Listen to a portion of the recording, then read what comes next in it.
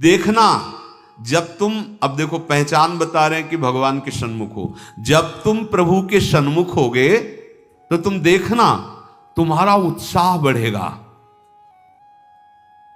कभी कभी सत्संग में कहते हैं कि अब उस आनंद की उमंगन को कैसे बताएं, ऐसा समझ लो जैसे किसी का ब्याह तय हो गया हो संसारी पुरुष का, और उसके मनोनुकूल पत्नी मिल गई हो, और वो कितना फूला फूला घूमेगी। या माँ के इकलौते बेटे का ब्याह हो, फिर वो कैसे फूली फूली सबका स्वागत आनंद। अब ये कहाँ परमानंद में प्रभु से उदाहरण बैठेगा, पर वो तो अद्वितीय है, अचिंत्य है।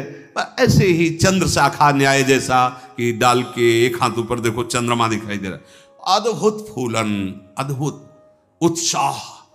जिस समय भगवत सन्मुख होगे ना, एक ऐसी उन्मत्तता, एक ऐसे आनंद की उमंगन, उसके लिए ललचाओ। जो तुम खोज रहे हो वो इधर नहीं है, वो इधर है। परमानंद, विज्ञानानंद, क्या क्या भगवान की उस आनंद को महापुरुषों ने सजा करके, बहुत सुख में, परमानंद में। निश्चित निश्चित हम कई बार कहा है कि अगर इस ऐसा कुछ होता तो हम कह जरूर देते, भले हमारी कमी होती कि हमारी कमी के कारण, पर हम कह देते, पर सच्ची कहते हैं। वो उसी आनंद का ये जितना ये आनंद का जो क्षेत्र माना गया शरीर है, भोग है, इसकी तो दशा ही देख रहे हो। आनंद का स्वरूप प्रभु में। ज्यों ज्यों तुम्हारा प्रभु सन्मुख होकर कदम बढ़ेगा तो तुम्हारे अंदर अद्भुत आनंद, अद्भुत उत्साह, अद्भुत उत्कंठा और एक दिव्य शक्ति। ये भी बात, एक दिव्य शक्ति तुम्हारे अंदर, दैवी संपदा बढ़ने लगेगी, एक अलौकिक शांति रहेगी, दुख सुख में एक समानता का भाव आ जाएगा। कोई भी भोग तुम्हें प्रिय नहीं लगेगा, नहीं खान पान ते भावे है, नहीं कोमल वसन सुहावे है, सब विषय लगे ते खारा है, हरि आशिक का मग न्यारा है। संत जन देखते ही ऐसे लगेंगे जैसे स्नेह संबंधी जन मिलते हैं। अच्छा अच्छा, ऐसे संतों को देखते ही मन नाच पड़ेगा, आज तो हो भाग्य भगवत सन्मुख का, आज तो हो भाग्य, हमें साधु समागम मिला, हमें संत जन मिले। तुम्हारी विलक्षण एक स्थिति होगी, कोई भी द्वंद्व तुम्हें स्पर्श नहीं कर पाएगा। निराशा, चिंता, भय, विषाद, कामना, वासना, ये सब क्षीण होने लगेंगी। केवल भगवत सन्मुखता। जब तक तुम भगवान की तरफ पीठ किए हो और संसार भोगों की तरफ मुख किए हो, तो तुम कुछ भी कर लो, तुम्हें सुख शांति मिलने वाली नहीं।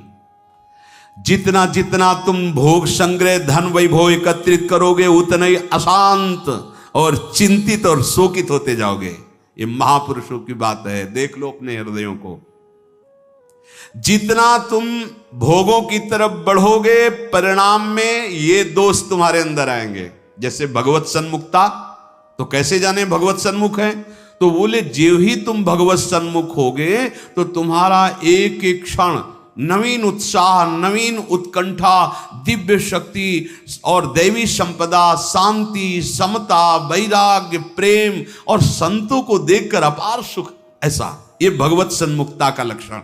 अब यहां बता रहे, चाहे जितना तुम धन वैभव भोग एकत्रित कर लो, भगवत विमुख हो, तुम्हें कभी सुख शांति नहीं मिल सकती। भगवत विमुख का लक्षण क्या है? भय, विषाद, चिंता, राग, द्वेष, वैर, अशांति, द्रोह, दंभ, पाखंड, परिग्रह, हिंसा, कामना, वासना, ममता, दुर्गुण, दुर्विचार, भयानक दुख, ये भगवत विमुख के लक्षण है।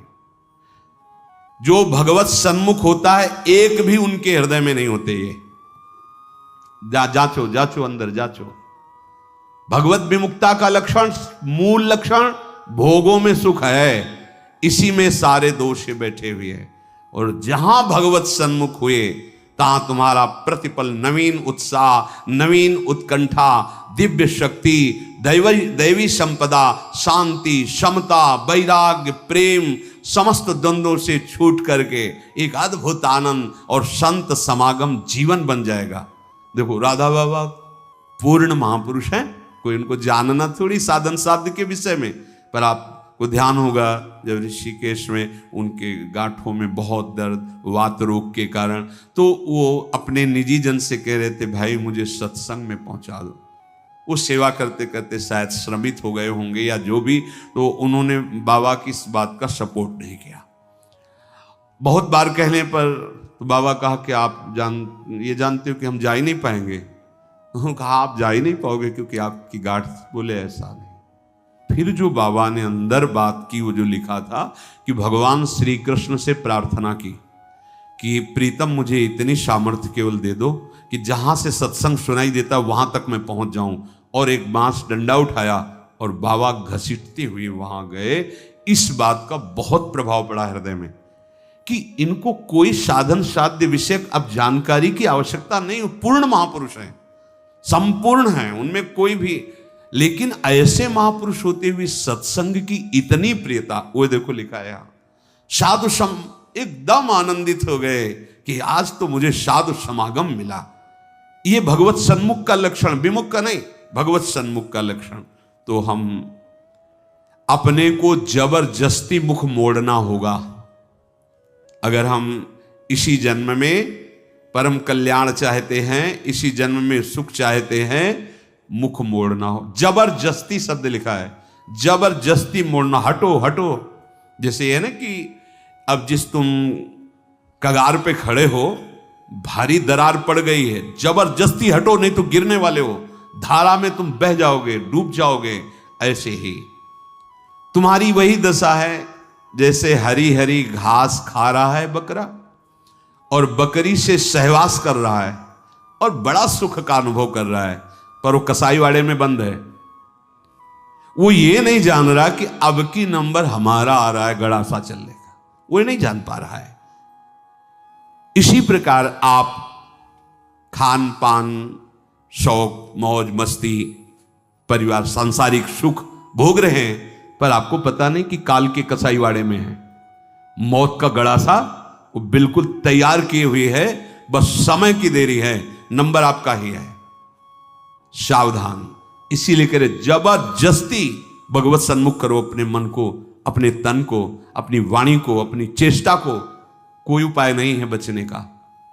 आपको दिखाई दे रहा क्या है, तो भयभीत कर रहे हैं, आप देख ही नहीं पा रहे हो, भय तो तांडव मचा रहा है। देख लो, ऐसे जरा सी भूमि हुई, हजारों लोग मकान के नीचे दब के मर गए।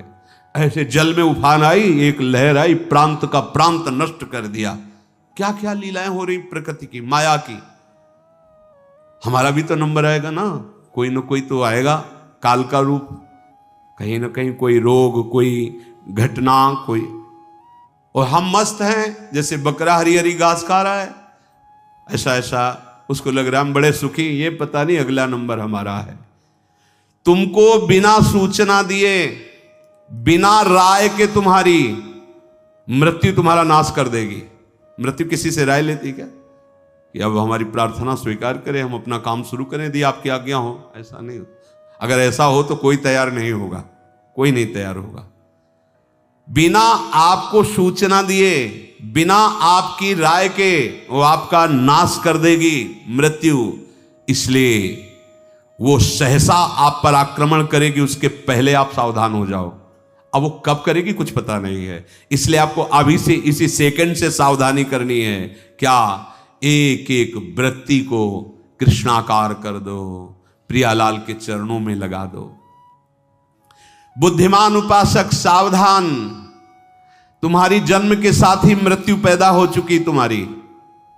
कितने अनुभवी महापुरुष कह रहे सावधान, जब तुम्हारा जन्म हुआ था उसी समय तुम्हारी मृत्यु भी पैदा हो गई है। बस तुम्हारे साथ चल रही मृत्यु अवसर देख रही है, समय देख रही, जहां पूरा हुआ वो अपना काम कर देगी। इसलिए प्रतिक्षण तू मृत्यु की दृष्टि में है, शिकार बिल्कुल लक्ष्य पे है। मृत्यु का अंतिम स्पर्श तुम्हारा सर्वनाश कर देगा। शरीर, रुपया, पैसा, कामना, घर, मकान, पद, पदवी, सब। अतः तुम कुछ ऐसा करो जिससे मृत्यु शरीर पर प्रभाव पड़े, आप पर नहीं। आप कर्ता भोक्ता भाव में, इसलिए आप पर प्रभाव पड़ता है।